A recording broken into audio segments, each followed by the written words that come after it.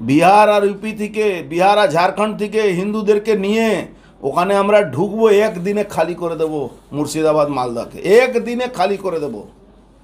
বিহার, ঝাড়খণ্ড এবং উত্তরপ্রদেশ থেকে লোক ঢুকে মুর্শিদাবাদ ঠান্ডা করে দেবে এমনই হুঁশিয়ারি অর্জুন সিং এর। দেখুন বিস্তারিত। বিহার, ঝাড়খণ্ড এবং উত্তরপ্রদেশ থেকে লোক ঢুকে মুর্শিদাবাদ ঠান্ডা করে দেওয়ার হুঙ্কার অর্জুন সিং এর। পাশাপাশি সবচেয়ে দোষ বামপন্থীদের। এই বামপন্থীদেরই বাংলা থেকে আগে তাড়ানো দরকার। নো ভোট টু বিজেপি করে আবার এই তৃণমূলকে আনবেন। বিহার, উত্তরপ্রদেশ এবং ঝাড়খণ্ড থেকে লোক ঢুকে মুর্শিদাবাদ ঠান্ডা করে দেওয়ার হুমকি দিলেন ব্যারাকপুরের প্রাক্তন সাংসদ অর্জুন সিং। তার প্রশ্ন, বিএসএফ কি হাতে চুরি পরে বসে আছে, লাঠি দিয়ে পাথর নামাচ্ছে? রাজ্যের 9টা জেলার বর্ডার এলাকার অবস্থা খুব খারাপ। মুখ্যমন্ত্রী দাঙ্গা বাঁধাচ্ছেন, হিন্দুদের নিধনের চেষ্টা করছেন। রাজ্যপালের ভূমিকা তো কিছুই দেখতে পাচ্ছি না। যা করছেন এলওপি শুভেন্দু অধিকারী করছেন। প্রশাসন চুপ করে বসে আছে। যেভাবে মুর্শিদাবাদকে হিন্দুবিহীন করার যে চক্রান্ত চলছে, যেভাবে পুলিশকে সঙ্গে নিয়ে দুজনকে কুপিয়ে খুন করে দেওয়া হয়েছে, 4 ঘন্টা পরে পুলিশ গেছে ওখানে, আর পুলিশ কর্তারা বড় বড় লম্বা লম্বা কথা বলছে। হিন্দু পরিবার, সনাতনী মেয়েরা, বাচ্চারা নৌকা পার করে মালদা দিকে পলায়ন করছে, মুর্শিদাবাদ থেকে পলায়ন করছে। আপনি আরও একটা আমার কাছে ভিডিও এসছে, সেটাও আমি টুইট করছি। তো যেখানে মমতা ব্যানার্জি আজকে 15 দিন ধরে একটা কথা বলতেন कि रामनवमीते दांगा करबे, हिंदुरा सनातनीरा दांगा करबे, ईদের नामाजेर दिन रेड रोडे दाड़िए उनी बोलेছেন हिंदू धर्म गंदा धर्म। उनी यदि এখন हिंदू साजार चेष्टा करছেন, অথচ উনি হিন্দু নন।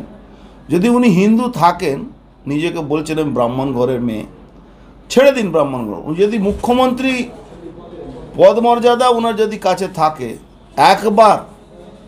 একবার শুধু বলুন कि वक़फ़ के बोर्डर जे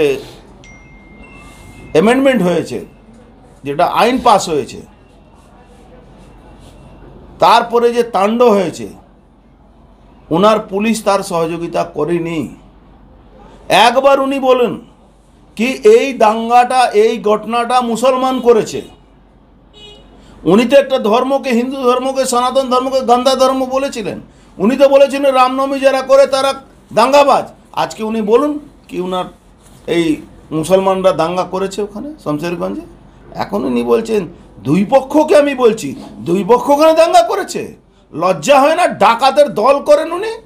আজকে উনার এমপিরা নাটক করে কান্নাকাটি করছে। খলিলুর রহমান আজকে শমশেরগঞ্জের এমএলএ নাটকবাজি করছে কি আমার উপরে হামলা হয়েছে। এই ভিড়টা উনি বলছেন তো, এই ভিড়টা সামাল দেওয়া যাচ্ছে না।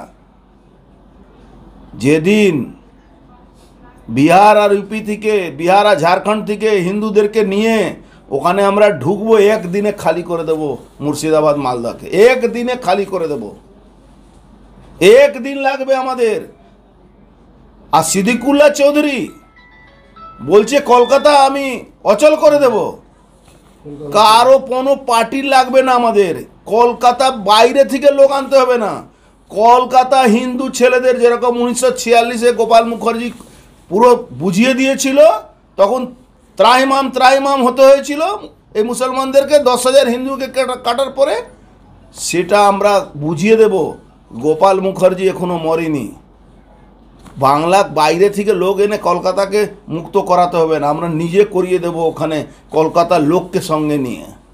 মমতা ব্যানার্জি খেলা করছেন, অভিষেক ব্যানার্জি ওখানে লম্বা লম্বা ভাষণ দিচ্ছেন, সংস্কৃতি আর কুষ্টির কথা বলছেন, কৃষ্টি কথা বলছেন। বাংলা সংস্কৃতি রয়ে গেছে।